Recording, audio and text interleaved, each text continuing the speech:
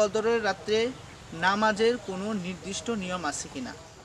লাইলাতুল কদর অনেক গুরুত্বপূর্ণ একটি রাত্র। এ রাত্রে আল্লাহ তাআলা মহান গ্রন্থ আল কোরআন নাজিল করেছিলেন।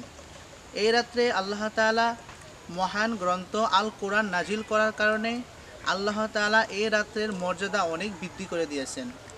এ রাত্রে আল্লাহ তাআলা মহান গ্রন্থ আল কোরআন নাজিল করার কারণে বলা হয়েছে হাজার মাসের চেয়ে শ্রেষ্ঠ উত্তম হচ্ছে এ রাত্রটি। এ রাত্রে আল্লাহ তাআলা ক্ষমা ঘোষণা করেন এবং তার রহমত বর্ষিত করেন।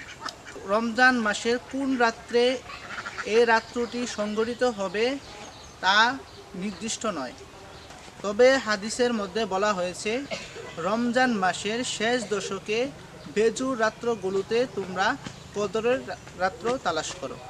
কদরের রাত্রে মুমিনগণ আল্লাহ তাআলার ক্ষমা পাওয়ার জন্য এবং তার রহমত পাওয়ার জন্য তারা বিভিন্ন ধরনের নফল ইবাদত করে থাকে। এই কদরের রাত্রে নামাজের কোনো নির্দিষ্ট নিয়ম আছে কিনা? এই কদরের রাত্রে নামাজের কোনো নির্দিষ্ট নিয়ম নেই। আপনি 2 রাকাত অথবা 4 রাকাত করে নফল নামাজ আদায় করতে পারেন। অনেকেই বলে এ রাতে নির্দিষ্ট কোনো সূরা পড়তে হয়। এ রাতে নির্দিষ্ট কোনো সূরা পড়তে হয়, এটি কোরআন ও হাদিস দ্বারা প্রচলিত নয়, এটি মানুষের মুখের প্রচলিত কথা।